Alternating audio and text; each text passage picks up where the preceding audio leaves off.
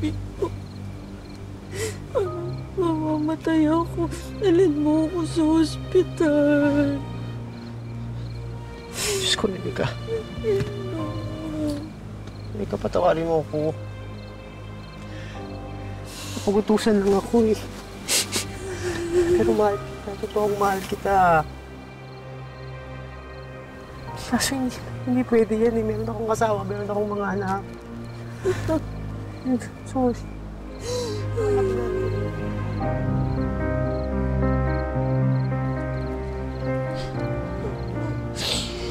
Ano yung baby ko? Tulungan mo. Dalhin mo ako sa ospital. Please. Ano? Anak natin anong ginawa ko. Hindi ginawa ko sa anak natin.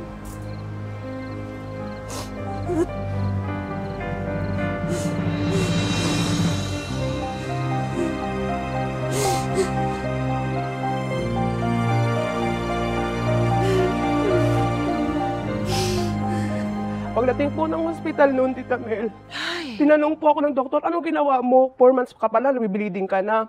Tapos tinignan ko yung lalaki po. Sabi niya ako nang bahala dito sa sa doktor. Yun, may tinurok na po sa akin. Sabi sa akin ng doktor, ano daw po yun, pang painless daw po, tapos pang pahilab daw. Yun po, nawala na po yung baby ko.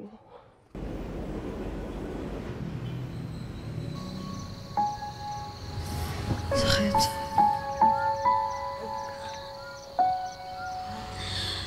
Bakit ang sakit? O, ito. Higa ka na lang ulit, nak. O. Bakit ang sakit?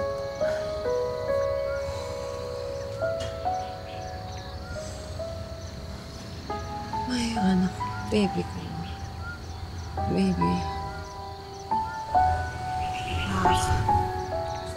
Di mo ba naalala, dinala ka sa ospital, ha? Dinala ka ni Marlo sa ospital, tapos, nak, pinaraspa ka. Saka ka na lang inuwi ni Marlo.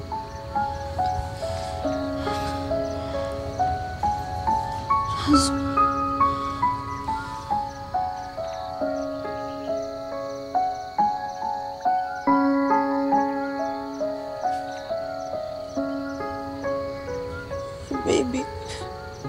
Baka may baby ko. Nak, wala na. Yung baby ko. Wala.